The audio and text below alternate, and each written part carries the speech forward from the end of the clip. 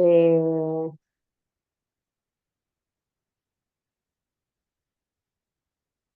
pues lo tenemos grabando, así que cuando quieras, Fernando, gracias por estar aquí, por haber aceptado nuestra invitación a participar de estos webinars.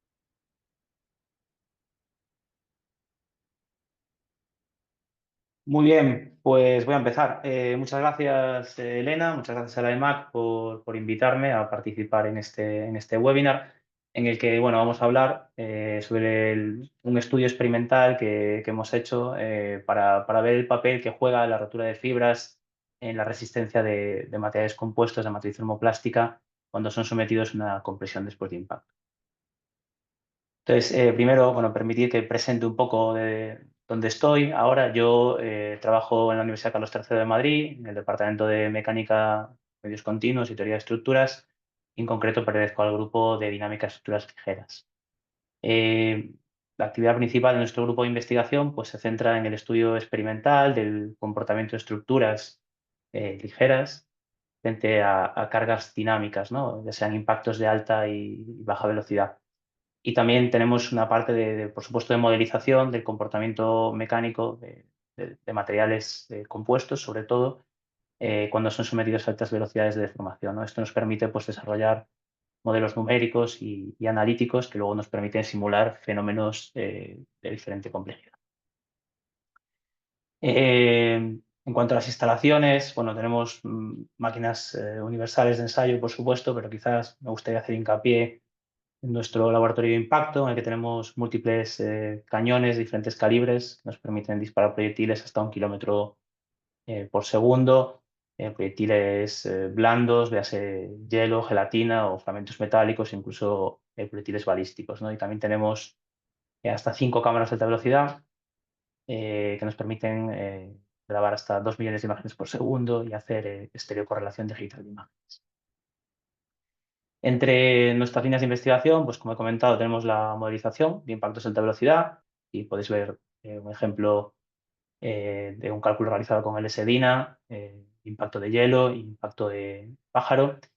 También un ejemplo hecho con este caso con Abacus Explicit sobre la modelización de un impacto de un fragmento metálico en el caso de un fenómeno WERF asociado a un motor Open Rotor. Y también hemos simulado con éxito impactos de fragmentos de materiales compuestos, ¿no? Aquí podéis ver que mediante la correlación digital de imágenes luego hemos podido calibrar nuestras simulaciones numéricas. También tenemos una parte importante sobre la caracterización dinámica. Por ejemplo, aquí veis a la izquierda la predicción de las envolventes de fallo, compresión transversal y cortadura en el plano de un material compuesto en barra Hopkinson. También un proyecto en el que hemos colaborado con la Universidad de Girona, con el grupo de AMADE, para predecir la tenacidad de fractura en modo 1 de un material compuesto. Y recientemente hemos colaborado también con el European Synchrotron Research Facility en Grenoble para estudiar un poco los mecanismos de iniciación y propagación de daño en materiales compuestos sometidos a altas velocidades de deformación. Bueno, y ahora sí, damos comienzo ya al grueso de esta charla, que es este estudio experimental, ¿no? Del papel de la rotura de fibras en la resistencia de materiales compuestos de matriz termoplástica en el caso de que sean sometidos a una compresión después de impacto. Este es un estudio que he desarrollado con mi colega Jesús Pernas y también con dos compañeros del grupo de sistemas de tónica de potencia y finalmente también dos colaboradores de la Universidad de Lublin, de Polonia. Bueno, aquí podéis ver un índice breve, bueno, clásico. Empezaré con una introducción, el material, describir lo que es el daño electromagnético, hacer un poco el núcleo de la charla, resultados de CAI, conclusiones, algunos trabajos en curso y una segunda parte de conclusiones. Bueno, los impactos en estructuras ligeras, yo creo que todo el mundo conoce esta foto, están a la orden del día, ¿no? Aquí tenemos el caso del accidente del Concorde, bueno, por culpa de un tornillo que estaba en la pista de Charles de Gaulle, pues sufrió un accidente aparatoso que llevó a cancelar el programa entero. Y bueno, realmente los impactos de fragmentos metálicos, pues como ya mencionaba antes, en el caso de un motor open rotor, pues pueden ser fatales, pero también otro tipo de impactadores blandos, ¿no? Como por ejemplo pájaro, hielo o granizo, incluso un impacto de neumático. Por supuesto, las estructuras aeronáuticas pues, están en la actualidad la mayoría hechas de materiales compuestos, gracias a sus fantásticas propiedades específicas, ¿no? Que nos permiten bajar el peso y ahorrar mucho combustible. Tenéis 4 ejemplos de aviones que han sido un gran éxito la utilización de materiales compuestos, ¿no? El 380, el 400M, el Boeing Dreamliner y el 350, en el cual el uso de materiales compuestos ha alcanzado ya más de un 50%.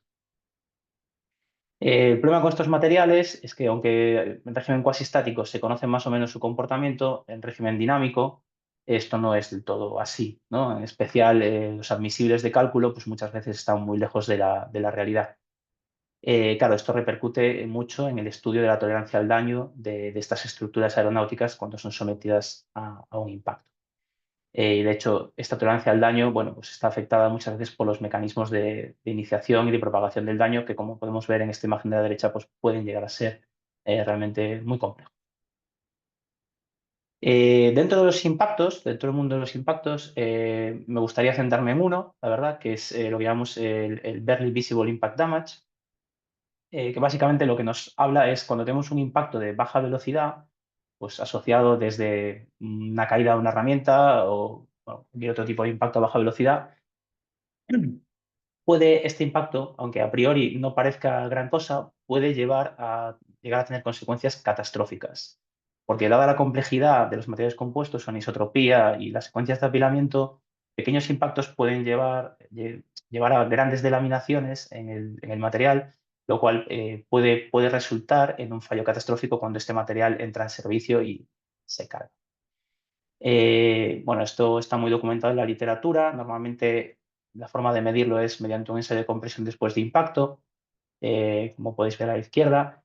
Entonces, este ensayo lo que nos dice es que la resistencia después de impacto de una estructura baja de forma exponencial cuando nosotros aumentamos la energía del impacto, ¿no? Además, el patrón de rotura es este patrón cónico que podéis ver aquí y bueno, los mecanismos de fallo predominantes pues son la rotura de fibras, lo que llamamos la rotura de matriz o matriz cracking y la delaminación, por supuesto. Entonces aquí lo que nos gustaría estudiar en esta charla es qué mecanismo de fallo controla la disipación de energía y la resistencia residual, ¿no? de nuestra estructura y si existe algún tipo de relación entre ellos, ¿no? Entonces, para esto, normalmente la aproximación más cómoda es utilizar modelos numéricos predictivos que simulan estos diferentes mecanismos de fallo. Estos mecanismos de fallo pues, son capturados por los modelos que permiten hacer virtual testing y estudios paramétricos, de hecho. El problema, bueno, es que estos modelos son muy caros. Aparte, para que funcionen hay que alimentarlos con una gran cantidad de propiedades de material. Muchas veces propiedades de material que no se pueden obtener experimentalmente. Y bueno, finalmente también hay algunas incógnitas asociadas sobre todo a las variables del proceso, ¿no? Pues, por ejemplo, como ocurre aquí la porosidad, la velocidad de enfriamiento, la presión con la que ha sido curado el material, etcétera, etcétera.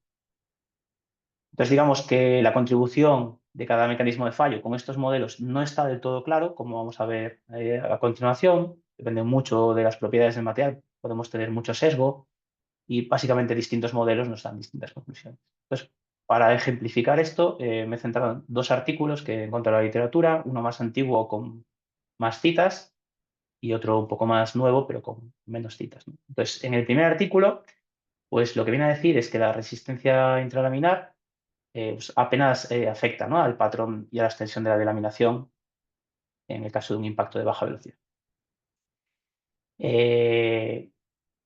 Supuestamente la rotura de fibras es la que desencadena el fallo final durante un ensayo de compresión después de impacto y la propagación del daño se produce desde los bordes hasta el punto de impacto de la placa. Si vamos a este otro artículo, pues dice más o menos lo contrario, ¿no? Dice que la resistencia de CAI depende, pues un impacto de baja velocidad, depende prácticamente exclusivamente de la delaminación y que además el daño se produce al revés, crece del centro hacia afuera, ¿no? Entonces, bueno, este modelo tampoco es que esté exento de dificultades. De hecho, bueno, necesita mapear la delaminación en unas interfaces críticas, pero tampoco dice exactamente en cuáles. y tampoco aclara bueno, qué pasa en energías de impacto mayor, ¿no? Qué papel desempeñan los diferentes mecanismos de daño, cuál es el papel de la indentación, por ejemplo, tras un impacto de baja velocidad. Están abiertas algunas cuestiones. Entonces aquí creemos que los experimentos pues, pueden ayudar, ¿no? A arrojar un poco de luz y explicar la contribución de estos mecanismos de fallo a la tolerancia. Entonces, para eso hemos fabricado unas muestras de AS4 PIC, ¿vale? El polímero altamente conocido en la industria aeronáutica. El PIC, por decir algo, es un polímero termoplástico semicristalino. Comportamiento pues, depende bastante de las condiciones de fabricación. Entonces, para ello, pues, bueno, hemos seguido las recomendaciones del fabricante y hemos fabricado el material en un horno de vacío, ¿no? Pues, partiendo de un prepreg, se ha laminado con esta secuencia de apilamiento, se mete en un horno, se cura en bolsa de vacío y se obtienen laminados con estas dimensiones. Después, una inspección por ultrasonido, se comprueba que no hay defectos y se obtienen las probetas necesarias para hacer los ensayos de compresión después de impacto. Para ello, pues utilizamos una torre de caída, como la que veis aquí, siguiendo la norma ITM 1001 de Airbus. En este caso, hemos equipado la torre de caída con un indentador semisférico de 8 milímetros de radio y 5,5 kilos, ¿no? Y hemos barrido un rango de energías de impacto que van desde los 30 hasta los 70 julios. La torre de caída nos permite obtener la curva fuerza-tiempo. Integrando podemos obtener la curva fuerza-desplazamiento. Respecto al daño inducido por corrientes electromagnéticas, que es un poco la novedad, ¿no? de esta charla. Bueno, pues lo que hemos desarrollado, bueno, verán nuestros colegas del grupo de sistemas de electrónica de potencia de la Universidad Carlos III, han desarrollado una metodología para causar daños mediante la aplicación de campos electromagnéticos, ¿no? y corrientes de Foucault inducidas en el material compuesto. Entonces, lo que tenemos es una fuente de corriente alterna que se hace pasar por un solenoide para amplificar. Entonces, al acercarlo a un material conductor, se generan una serie de corrientes parásitas. En este caso, el circuito lo forman las propias fibras, que al estar orientadas a diferentes ángulos son capaces de formar estos loops conductores. Y se produce calor pues, por tres mecanismos distintos. Básicamente, efecto Joule, el contacto entre fibras y la histeresis dieléctrica, ¿no? Cuando hay una capa de matriz entre ambas fibras. La evolución de la temperatura con este método pues, depende de varios factores, sobre todo de la forma del inductor, la potencia, voltaje, frecuencia y bueno, distancia entre el inductor y la placa de material compuesto. Así, a grosso modo, a mayor potencia, mayor temperatura, el mismo intervalo de tiempo, y además, cambiando el tipo de frecuencia, pues podemos cambiar un poco la profundidad a la que interactuamos, ¿no? Frecuencias altas calientan superficialmente, frecuencias bajas penetran más en el material. Es decir, que este proyecto nació en el contexto de un proyecto industrial en el que se pretendía buscar la soldadura de placas de material termoplástico, el proyecto Union, donde bueno, pues se consiguió con éxito. Aquí podéis ver dos fotografías de un ejemplo de dos placas de AS4 PIC que fueron soldadas mediante esta metodología. Entonces, bueno, decir que esta corriente inducida, aunque tiene básicamente es volumétrica, pero bueno, no es perfecto, ¿no? Entonces existe un gradiente realmente a lo largo del volumen, no es homogénea, y esto hace que muchas veces el calentamiento en la placa superior sea mucho mayor que en la placa inferior. Entonces esto, bueno, provoca defectos de carácter térmico, por supuesto, y fue un quebradero de cabeza que, bueno, nuestros colegas del grupo de sistemas de tónica y potencia resolvieron, pues calibrando obviamente los parámetros del ensayo y utilizando la convección forzada, ¿no? Que permitió, pues, ajustando la potencia del ventilador con la diferencia de temperaturas, al final lograr una homogeneización bastante buena de la temperatura en todo el espesor de la placa. Por último, también me gustaría mencionar la forma del inductor, que también afecta mucho a este tipo de proceso. En este caso, nosotros hemos utilizado un doble solenoide, porque nos permite alcanzar temperaturas más altas, que es lo que necesitábamos para alcanzar la temperatura de fusión del PIC. En este caso es muy elevada. Entonces aquí podéis ver una foto del setup, donde, bueno, si hacemos aquí zoom, pues veis la placa del inductor, un pirómetro que hemos puesto para apuntar a la superficie y medir la temperatura superficial, que está controlada en todo momento. Entonces, bueno, el proceso de calentamiento, digamos, que nosotros lo vamos a terminar cuando alcanzamos la temperatura de fusión y cambiando las combinaciones de potencia-voltaje, pues podemos dañar el material compuesto creando superficies más o menos grandes, ¿no? Como podéis ver en esta imagen. Entonces, luego, otro método experimental que también utilizamos, que hemos utilizado otras veces en el grupo de investigación, es el método desarrollado por Feraboli para medir la rigidez transversal residual en una placa de material compuesto en el caso de un impacto, ¿no?, de baja velocidad. Entonces, este método tiene tres partes. Básicamente, la primera parte consiste en hacer un impacto subcrítico en el que el material permanece en régimen elástico y medir el tiempo de contacto. Se hace un segundo impacto, en este caso la energía deseada, y se hace un tercer impacto, nuevamente subcrítico, pero ya en el cupón de material dañado, y se mide el nuevo tiempo de contacto. Entonces, la relación entre estos tiempos de contacto se puede extrapolar a la relación que existe entre la rigidez del material intacto y el material dañado. ¿Vale? Entonces, nosotros hemos hecho estos ensayos para las placas dañadas por impactos de baja velocidad y por corrientes electromagnéticas, para comparar los resultados. También hemos hecho CAI, por supuesto, la compresión después de impacto. No es nada nuevo. En este caso hemos seguido la norma AITM de Airbus correspondiente. Hemos obtenido las curvas fuerza-desplazamiento y dividiendo por la sección pues, la resistencia del material cuando es sometido a una compresión después de impacto. También importante, hemos utilizado un equipo de inspección por ultrasonidos, en este caso un escáner Phase Array, que bueno, tiene diferencia con los escáneres tradicionales, que además de darnos la información del CSCAN, ¿no?, esta vista cenital que nos daría la delaminación del material compuesto, también nos da información del patrón de daño a lo largo del espesor. ¿Vale? Nos permite observar ese patrón cónico reportado en la literatura a lo largo del espesor. Para estudiar un poco el área delaminada, en el caso de mi impacto, por ejemplo, también en el caso de un daño por corrientes electromagnéticas, lo que hemos hecho es postprocesar las imágenes, en este caso con un software libre, ImageJ, donde nos permite básicamente identificar los ejes y bueno, obtener el área delaminada, ¿no? Este ejemplo, por ejemplo, es en torno a 1100 milímetros cuadrados. Para intentar paliar un poco la incertidumbre y hacer más robusta la medida, pues hemos utilizado dos algoritmos, la información proporcionada por dos algoritmos de nuestro escáner, y nos hemos quedado con el área media en cada caso. Bueno, finalmente también hemos utilizado la inspección micrográfica, de que creemos que nos aporta mucha información. Entonces, para ello hemos cortado probetas tanto de material dañado por corrientes electromagnéticas como de material dañado por impactos de baja velocidad. Se han embutido ambas muestras, se han pulido y se han observado en un perfilómetro óptico. Lo cual nos ha permitido, bueno, pues obtener imágenes como estas, en las que se ve una sección del material compuesto, se puede identificar la zona dañada durante el impacto, en este caso a 20 julios. Podemos ver, por ejemplo, zonas en las que se ha desarrollado fiber kinking, la rotura por compresión longitudinal de las capas a 0 grados. También tenemos zonas donde se observa delaminación y zonas donde observamos matrix cracking, ¿no?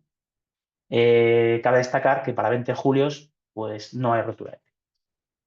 Entonces incrementamos un poco más la energía, en este caso a 30 julios, repetimos el estudio, vemos que sigue habiendo mucho fiber kinking, mucha delaminación que ha crecido de forma extensa, sobre todo cuando las capas a 45 y a 90, el daño que se propaga en esas capas por cortadura y tracción se encuentra con una interfaz a 0 grados. Vemos que estas interfaces, pues, poco más que actúan como autopistas para la delaminación.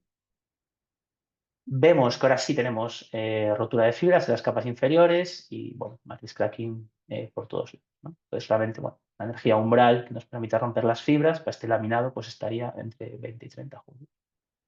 Si seguimos aumentando, en este caso 40 julios, pues lo esperable, ¿no? La zona dañada aumenta, tenemos mucho fiber kinking, tenemos mucha más delaminación, que de nuevo aumenta en esas intercaras entre 45 y 0 grados. Tenemos una rotura de fibras que esta vez ya alcanza prácticamente la mitad inferior del laminado de forma completa y seguimos teniendo mucho matriz crack. Bueno, pues, lo esperable, aumento la energía de impacto, aumento la rotura de fibras.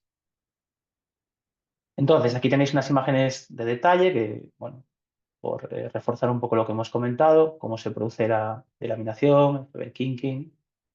En el caso de 30 julios, por ejemplo, cómo aumenta esa delaminación de forma drástica, contraste con láminas a 0 grados y, sobre todo, la rotura de fibras, ¿no? Que es lo más nos interesa. Parece rotura de fibras en las zonas inferiores.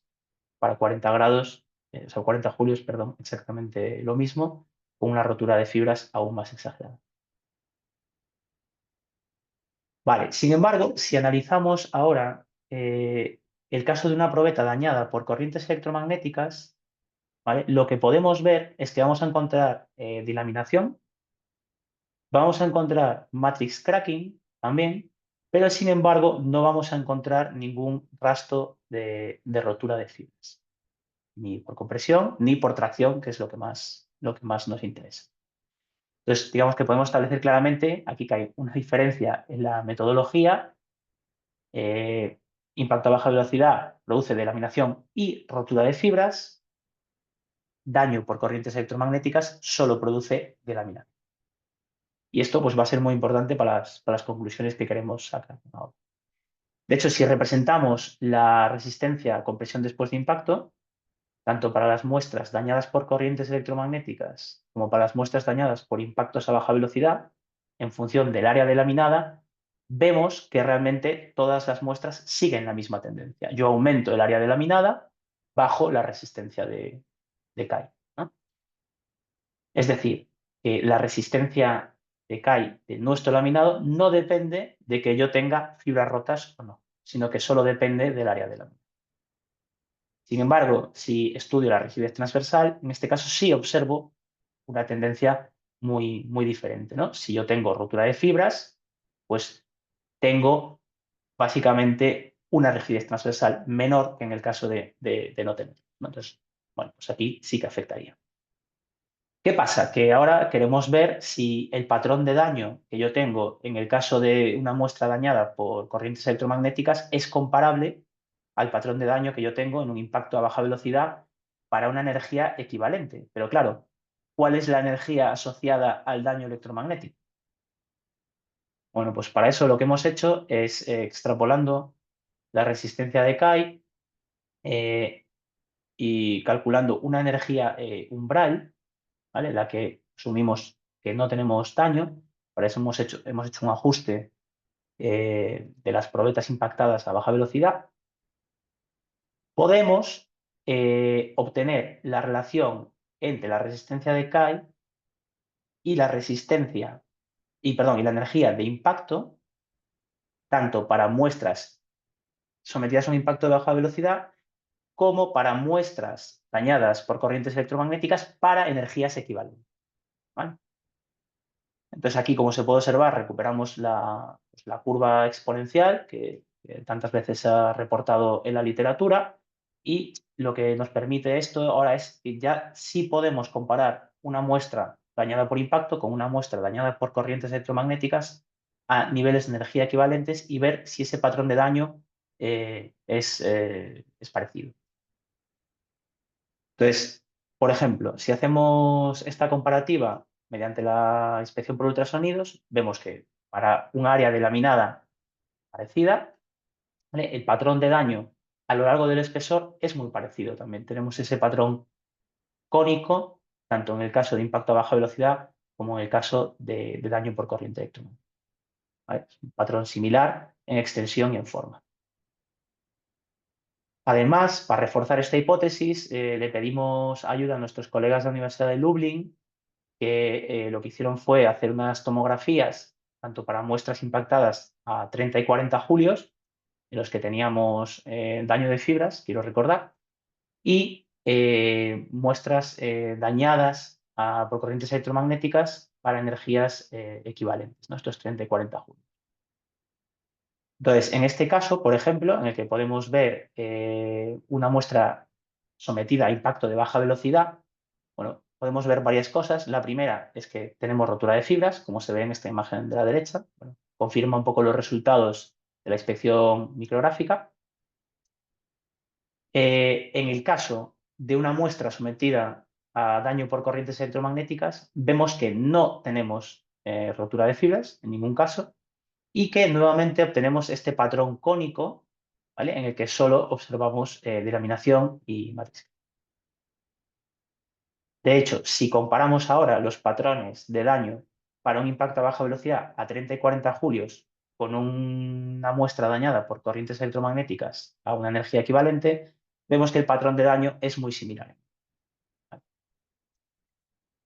Entonces, lo que nos viene a decir estos resultados de la tomografía, es bueno, lo que habíamos visto en la inspección por ultrasonidos y la inspección micrográfica, y es que no hay rotura de fibras, en ningún caso, cuando aplicamos corrientes electromagnéticas, y que tanto para un impacto a baja velocidad como para un daño por corrientes electromagnéticas a una energía equivalente, pues el patrón cónico de daño es muy similar en extensión y forma.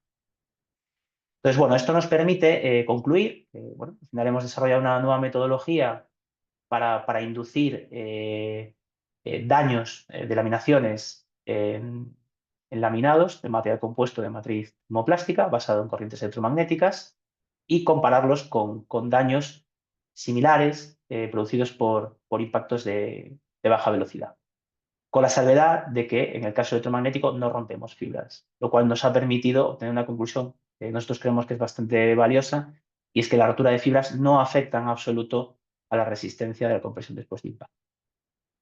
Es más, se confirma las hipótesis que se habían visto con modelos numéricos, que es la delaminación la que gobierna precisamente esta resistencia. También una conclusión un poco más secundaria, pero bueno, también relevante, es que la huella de indentación, que es algo que sí que obtenemos en el caso de un impacto de baja velocidad y que no tenemos en un daño electromagnético, parece ser que por lo menos para el rango de energías de impacto estudiadas, pues no está teniendo ningún efecto. De nuevo, me quedo con esta primera conclusión como la más importante. Bueno, aparte de todo esto, ya nos entró la curiosidad y decidimos ir un paso más allá. Entonces, bueno, voy a presentar algo que es una ampliación de la charla que di en el MATCOM hace unos años, en el que, bueno, nos hicimos las siguientes preguntas, ¿no? Dijimos, vale, claramente la rotura de fibras es la que controla la resistencia de compresión después de impacto, pero el matrix cracking, ¿qué papel juega en todo esto? ¿Vale? Porque es muy probable que no controle la resistencia, pero ¿cuál es su efecto, por ejemplo, en el desencadenamiento de la delaminación? Lo mismo la rotura de fibras. La rotura de fibras no tiene papel en la resistencia del CAI, pero ¿cuál es su papel en la delaminación durante un impacto de baja velocidad? Entonces, para estudiar esto, lo que hicimos fue hacer un modelo numérico, porque experimentalmente todavía no se nos ha ocurrido cómo hacerlo. Entonces, en este modelo hemos reproducido el ensayo de torre de caída y podéis ver que tenemos pues, un plato de fijación, el mismo percutor hemisférico con las mismas dimensiones y masa, la probeta de material compuesto, por supuesto, los tacos de goma, ¿no?, que mantienen la probeta en posición durante el impacto. Y el modelo ha sido realizado en Abaqus Explicit, obviamente. El laminado está simplemente apoyado sobre la placa de fijación. Cada una de las 32 láminas de la S4 PIC han sido modelizadas individualmente. Hemos ajustado, obviamente, la velocidad del percutor a las velocidades, a las energías de impacto requeridas y, bueno, un poco las condiciones de control que hemos aplicado, ¿no? Entonces, este primer modelo, lo hemos mantenido elástico. Es decir, solo tenemos daño interlaminar. Ahora explicaré cómo lo hemos modelizado, ¿vale? Las placas de material compuesto, cada lámina es un sólido elástico. De hecho, bueno, el acero y la goma han sido modelados como materiales elásticos lineales, isótropos, cada uno con sus propiedades. Cada lámina de material compuesto, en este caso, es un sólido lineal transversalmente isótropo, ¿vale?, con estas propiedades que han sido obtenidas de este artículo del profesor Pedro Camaño. Y El daño interlaminar, en este caso sí lo hemos incluido, ¿vale? Pues lo hemos modelizado con una interacción cohesiva, utilizando una ley de tracción-separación, donde la energía de fractura evoluciona de forma lineal. Para el modo mixto hemos utilizado una ley de Bencega-Kenane y un criterio de iniciación cuadrático, ¿vale? Para el daño. Y nuevamente hemos utilizado las propiedades proporcionadas por la literatura, tanto para las resistencias como para las energías de fractura y para el exponente de la ley de modo mixto. Vale. También un detalle importante que hemos visto con respecto a otros modelos numéricos que hay en la literatura, hemos prestado bastante atención a la longitud cohesiva. Entonces la hemos calculado y claro, es una longitud bastante pequeña, en este caso por debajo del milímetro, lo cual nos ha obligado a poner elementos de 0,25 milímetros, ¿vale? Y además, en este caso, como queríamos obtener el área delaminada con gran precisión, pues digamos que hemos refinado la zona de impacto y también la zona de crecimiento de la delaminación, que, bueno, al final pues abarca prácticamente la totalidad de la probeta. Esto tiene un coste computacional muy alto, pero bueno, a cambio pues nos da una precisión muy buena de la superficie de laminado. Entonces aquí podéis ver un vídeo de cómo crece la delaminación para diferentes energías de impacto, 30, 40 y 50, en el caso elástico. Bueno, pues básicamente el área delaminada crece al aumentar la energía de impacto y además el área delaminada crece de una forma bastante progresiva, ¿vale? Ahora veremos a qué me refiero un poco con eso. Además, bueno, la delaminación es verdad que se extiende a lo largo de todo el espesor en múltiples capas. Entonces, para comparar un poco ahora y ver la importancia que tiene el daño intralaminar, dijimos, vale, pues vamos a extender el modelo elástico con un modelo que tenga daño intralaminar en cada una de esas láminas de material compuesto, ¿no? Entonces, en este caso, hemos utilizado el criterio de Hashing, ¿vale? Porque es el estándar en Abacus, tampoco queríamos complicarnos mucho con el uso de sus rutinas. Si bien es cierto que sí que hemos utilizado una subrutina, ¿vale? En este caso una subrutina sencilla para mejorar la eliminación de elementos y evitar problemas de distorsión y aumentar el tiempo computacional de forma innecesaria. Y bueno, en este caso hemos utilizado estas resistencias, ¿no? Para el criterio de daño intralaminar.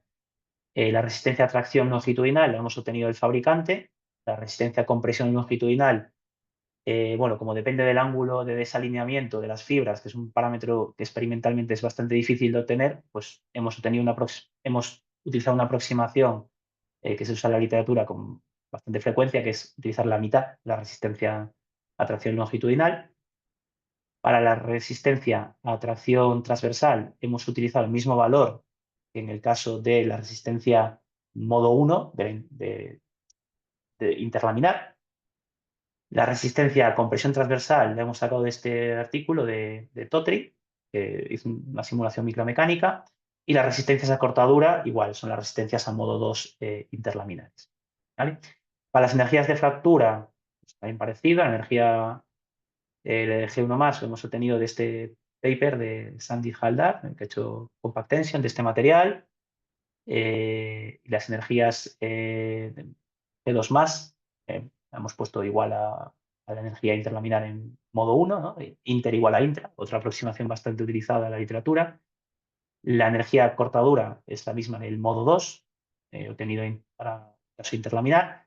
Y para la energía G2 menos hemos utilizado el ángulo de fractura obtenido experimentalmente en un ensayo de compresión transversal, ¿no? En este artículo de Carlos González, perdón que se me ha olvidado citarlo aquí, pero bueno, lo digo de viva voz. Pero esta foto no es mía.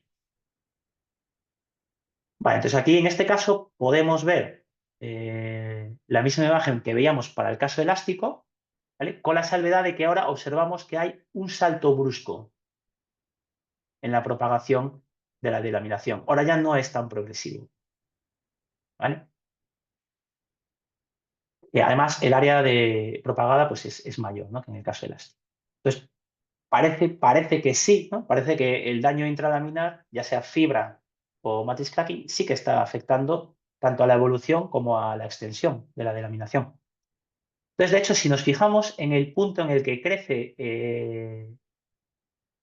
pega el primer salto brusco, la delaminación, ¿no? Que sería para este frame, si miramos el frame inmediatamente posterior, vemos que se ha producido ese crecimiento brusco. Y ese crecimiento brusco va acompañado de un incremento en el matrix cracking. O sea, un incremento de la delaminación va acompañado de un incremento en el matrix cracking. Sin embargo, el daño por fibra se mantiene prácticamente constante. Si hacemos el mismo ejercicio para el caso de 40 julios, observamos una tendencia similar para este frame y para el siguiente, que se ve aún más exagerado, ¿no? Si repetimos lo mismo para el caso de 50, pues nuevamente volvemos a ver lo mismo. Justo en el instante en el que se produce un salto brusco de la delaminación, coincide con un salto brusco del matrix.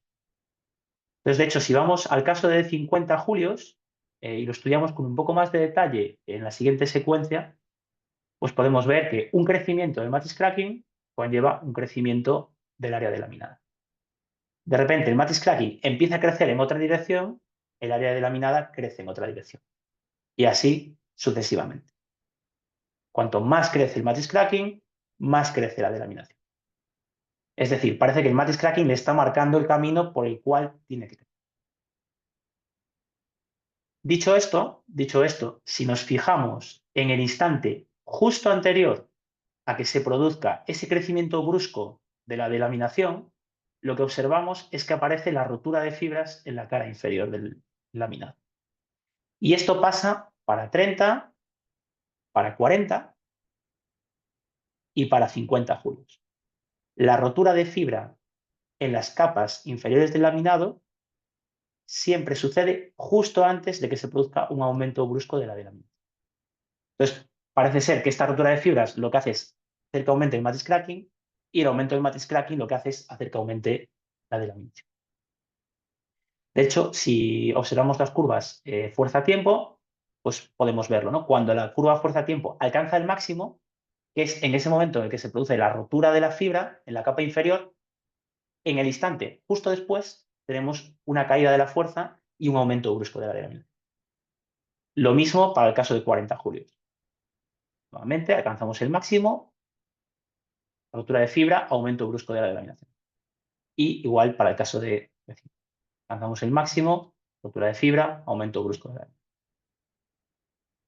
Vale, entonces esta es una conclusión que a nosotros nos pareció relevante, pero decidimos llevarlo todo un poquito más allá y dijimos, vale, ahora vamos a estudiar entonces qué impacto tiene realmente tener una matriz fuerte o una matriz débil, ¿no? Entonces, para eso hemos puesto estos dos criterios de daño intralaminar, donde podemos ver que las propiedades que dependen de la matriz, es decir, tracción y compresión transversales y las cortaduras, las hemos reducido drásticamente.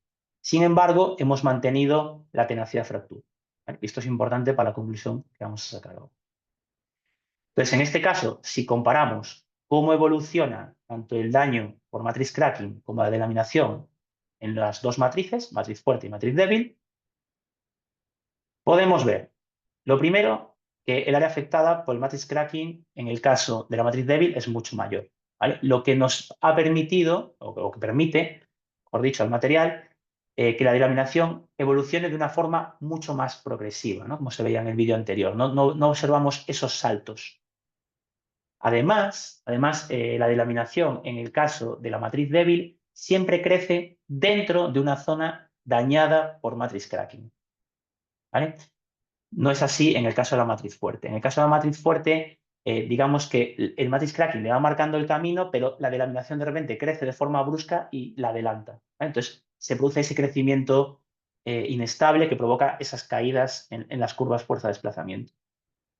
Entonces, claro, conclusión importante. Bueno, pues la evolución de la delaminación en la matriz débil es más progresiva, más homogénea, lo cual, y aquí no sabemos si repercute el matrix cracking en la fibra o la fibra en el matrix cracking, también se ve en el patrón de daño de la rotura de fibra. Y si veis aquí es diferente, ahora tenemos un daño como más repartido, no concentrado en una sola franja. ¿vale? Como veíamos en el caso de la matriz fuerte. Pero para mí la conclusión más importante de aquí es que, a pesar de que hemos cambiado las propiedades de la matriz, hemos reducido mucho su resistencia, el área delaminada es la misma.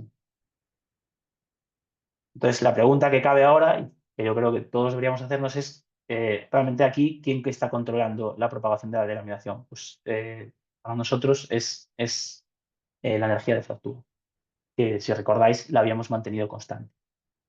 De hecho, si comparamos las dos curvas, ahora lo que podemos ver es que, bueno, en el caso de que se produzca la rotura de fibras, justo después vemos un aumento de la delaminación, hay una caída.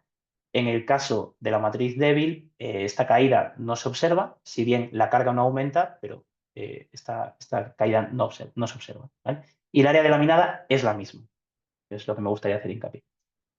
Bueno, y finalmente, aunque tampoco era el objetivo del estudio, pues hemos hecho una comparativa experimental entre, para el caso de 30 julios, por ejemplo, el modelo elástico y el modelo con daño de Hashim. Como veis, el modelo con daño de Hashim pues, reproduce bastante mejor la curva experimental, lo mismo para 40 julios y lo mismo para 50 julios, ¿no? Entonces, bueno, a modo de conclusiones, esta segunda parte, pues creemos que el daño intralaminar, tanto la rotura de fibra como de matriz, pues que claramente está jugando un papel, ¿no? Tanto en el patrón como en la extensión de la delaminación, en el caso de un impacto de baja velocidad. No vale con considerar el sólido como elástico en este caso. Creemos además que la rotura de fibra en las capas inferiores es la que desencadena un aumento del matrix cracking, que a su vez lleva asociado un aumento del área delaminada. Y bueno, la conclusión también secundaria, pero también importante, que al final, una vez que rompen las fibras de las capas inferiores, ya no aumenta la carga en el impacto a baja velocidad. Esta conclusión, que sí que es importante y me gustaría recalcarla, es que pese a haber impuesto una fuerte reducción en las propiedades resistentes del material compuesto asociadas a la matriz, mientras mantengamos la tenacidad de fractura, el área delaminada es la misma. O sea que parece que la tenacidad de fractura es la que nos está gobernando bastante el proceso de delaminación. Y bueno, como trabajos futuros, pues nos gustaría validar esto experimentalmente. No sabemos muy bien cómo todavía. Estamos pensando en alternativas para hacer, por ejemplo, en el sincrotrón, ¿no? Hacer ensayos in situ. Y también nos gustaría continuar haciendo análisis paramétricos con estos modelos numéricos para entender exactamente la contribución individual de la tenacidad de cada mecanismo de fallo en el área de la. Y bueno, para aquellos que tengáis curiosidad, pues hemos publicado los resultados de la primera parte de la charla en este artículo que salió el año pasado. Podéis encontrar en internet. Y sin más, me gustaría dar gracias pues, en primer lugar a la EMAC, por supuesto, por brindarme la oportunidad de dar esta charla, a la Universidad Carlos III, mis compañeros del grupo de estructuras ligeras, el grupo de sistemas de técnica de potencia, nuestros colegas de la Universidad de Lublin y finalmente al Ministerio de Ciencia, Innovación y Universidades y a la Agencia Estatal de Investigación por la ayuda Ramón y Cajal que me fue concedida el año pasado. Y ahora, pues nada, si tenéis preguntas, estaré encantado de contestarlas.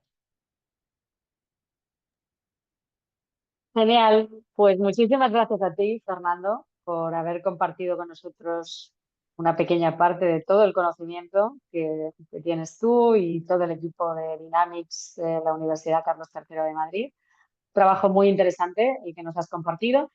Y bueno, pues ahora animamos a todos a que te hagan preguntas a cualquier duda que les haya podido surgir a lo largo de tu ponencia. De momento, solamente tenemos un comentario por parte de Alberto Blanco, que nos pregunta si se podrá descargar y volver a ver el webinar para que lo vean algunos compañeros que no han podido estar. Comentarte, Alberto, a ti y a todos, que el año pasado ya decidimos que los webinars de AEMAC son en directo, porque bueno, nuestros webinaristas hacen un gran esfuerzo en estar aquí con nosotros y preparar sus ponencias. Por lo tanto, queremos que venga cada vez más gente a nuestros webinars. Y entonces los vídeos se comparten al final del año, ¿vale? Y en exclusiva, al final del año para todos. y cuando consideramos oportuno, pues hacemos un pack para que lo puedan volver a visualizar los asociados de AEMAT en una zona exclusiva para asociados.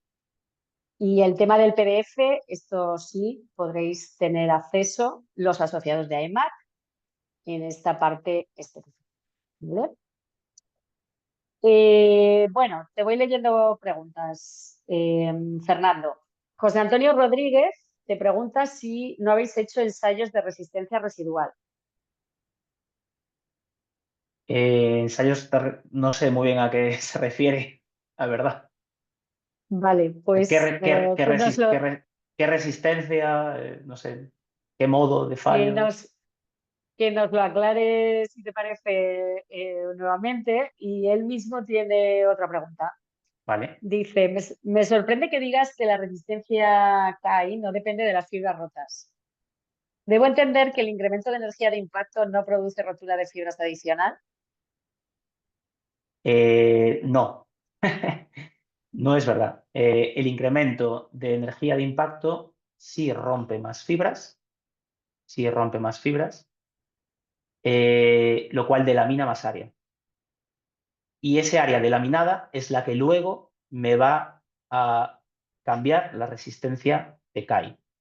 Lo que yo digo es que si yo tengo fibras rotas, pero se da el caso de que, imaginemos, tengo un material compuesto fabricado de X manera en la que yo consigo, pese a tener fibras rotas, minimizar el área delaminada, mi resistencia de CAI va a ser mayor que el caso contrario, en el que yo tenga, por ejemplo, ninguna fibra rota, pero mucha área delaminada.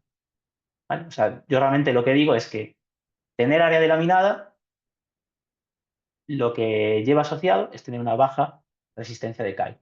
Tener fibras rotas, no. ¿Qué pasa? Que como hemos visto en las simulaciones, la rotura de fibras puede desencadenar un aumento del matrix cracking que a su vez puede desencadenar un aumento del área de... No sé si he contestado la pregunta, pero es un poco lo que hemos observado experimentalmente. Bueno, tenemos a José Antonio para que te conteste. Vale. Con respecto a la pregunta anterior, Mm. él comentaba, ¿no habéis hecho ensayos de resistencia residual? Punta, que ellos realizan ensayos a compresión de la probeta impactada y delaminada.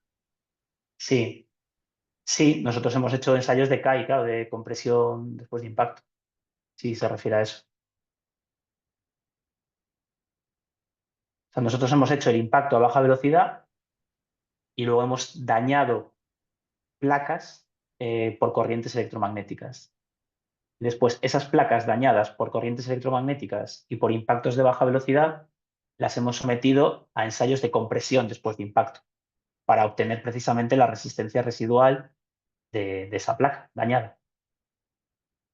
Entonces, ahí es lo que nos ha permitido ver que en un caso teníamos fibras rotas y en el otro no, pero como el área delaminada era la misma, la resistencia a compresión después de impacto era la misma también.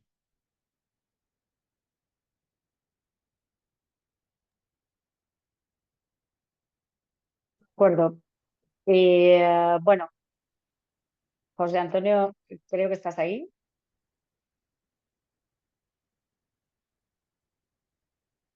Si necesita alguna aclaración, pues puede seguir escribiendo.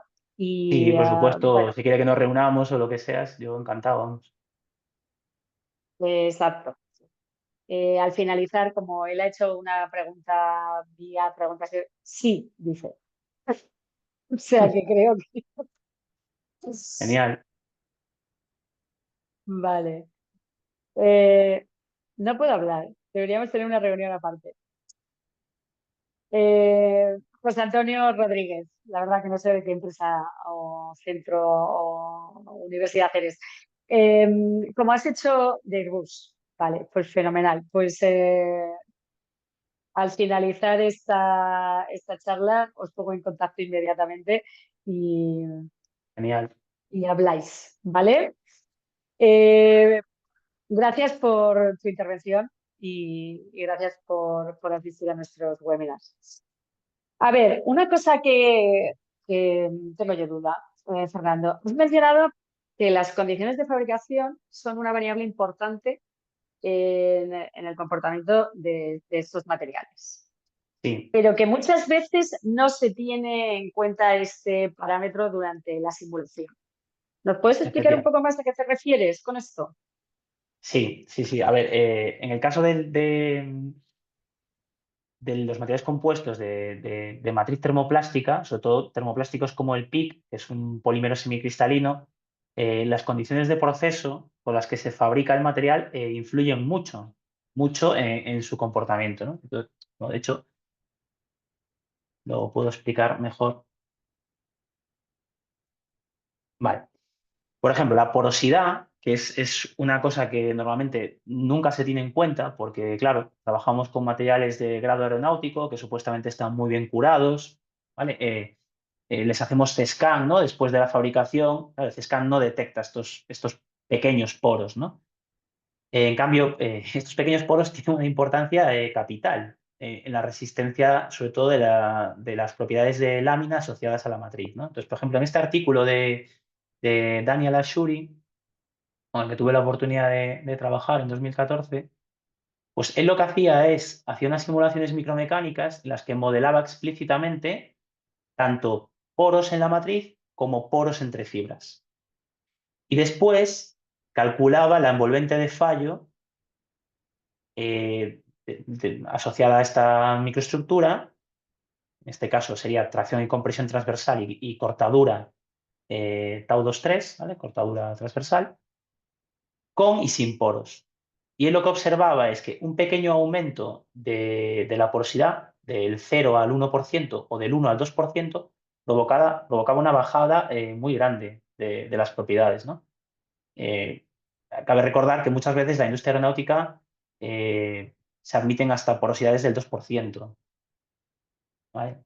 Entonces, esto es algo que normalmente no se tiene en cuenta en las simulaciones. Tú no sabes si tu material tiene un 0% de poros, un 1%, un 0,5, un 2%.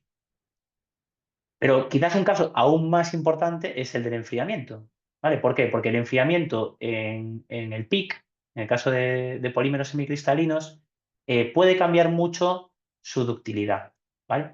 Entonces aquí, por ejemplo, tenemos unas curvas en las que tenemos la tensión de formación de PIC neto, obtenidas con diferentes velocidades de enfriamiento. O sea, yo fabrico el PIC, lo enfrío más rápido o más lento y mido su comportamiento mecánico. Entonces, lo que vemos es que a medida que yo aumento la velocidad de enfriamiento, reduzco la resistencia, pero aumento la ductilidad, ¿vale? Es lo mismo que se ve aquí. ¿Esto a qué está asociado? Pues al grado de cristalinidad, ¿vale? Cuando yo aumento la velocidad de enfriamiento, lo que hago es reduzco la cristalinidad, el PIC es cada vez más amorfo, entonces es menos resistente, pero más dúctil. Esto, claro, tiene implicaciones luego en la interfaz de shear strength e interlaminar shear strength, es decir, en la resistencia tanto inter como intra del material compuesto. Y en la tenacidad fractura. Por ejemplo, aquí se ve en esta imagen cómo la tenacidad fractura, en este caso de modo 1, ¿no? De un DCB, aumenta cuando yo aumento la velocidad de enfriamiento. ¿Por qué? Porque el PIC se hace más dúctil. Y esto, por supuesto, luego tendría un impacto muy fuerte en el comportamiento frente a impacto. Es decir, matrices más dúctiles, aunque tengan menos resistencia, se van a comportar mejor en el caso de un impacto. Y estas veces o sea, estas variables muchas veces no se tienen en cuenta en las simulaciones.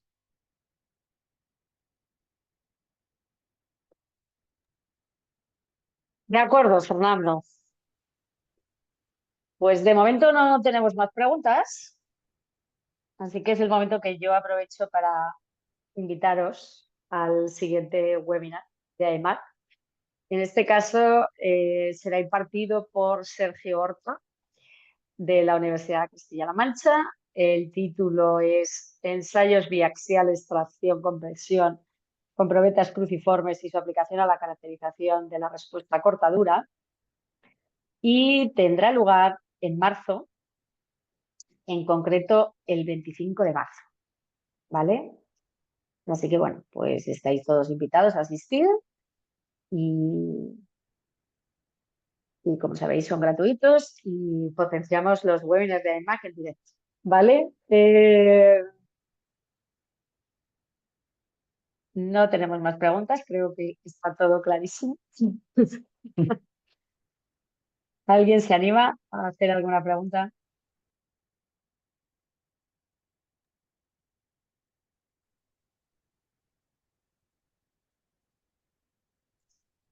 Bueno, pues creo que lo vamos a ir dejando aquí, que ya tenemos una hora. Siempre, últimamente, en los webinars de iMac proponemos que nos hagáis una última reflexión, ¿vale? Que nos llevemos todos sobre este trabajo que nos has presentado y un poco sobre el futuro. ¿Cómo lo veis desde el departamento en el que tú estás en la Universidad Carlos III de Madrid? Pues a ver, el futuro nosotros, desde luego, lo vemos prometedor, la verdad. Creemos que España además es una potencia a nivel mundial en tanto en el uso como en la fabricación de materiales compuestos y creemos que, bueno, que tiene un futuro brillante.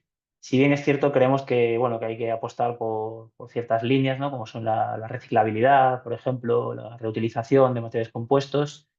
Y también queremos poner en valor los ensayos.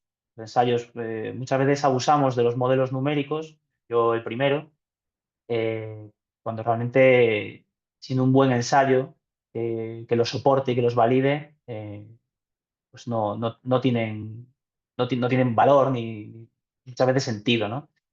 Entonces, creemos que hay que hacer buenos ensayos, hay que hacer buenos ensayos que soporten los modelos numéricos y hay que mirar al futuro pues con optimismo, pero también pensando en la sostenibilidad y la reciclabilidad.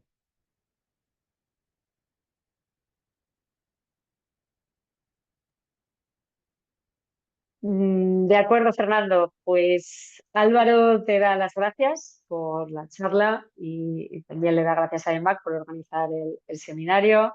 Alberto Blanco también te da las gracias. Y bueno, creo que es un sentimiento generalizado por parte de todos. Agradecerte mucho que hayas estado hoy aquí con nosotros y que hayas compartido parte de tu conocimiento. Y bueno, nos vemos en Barcelona en breve. Muy bien, Eh, Faustino Mújica también te manda un saludo, Fernando. Comenta que ha muchas llegado un gracias. poquito tarde. Le vamos a poner falta, Faustino. Bueno, lo dicho, un placer, Fernando, y nos vemos en Barcelona en julio en el Madrid. Gracias Muy a bien, todos. gracias.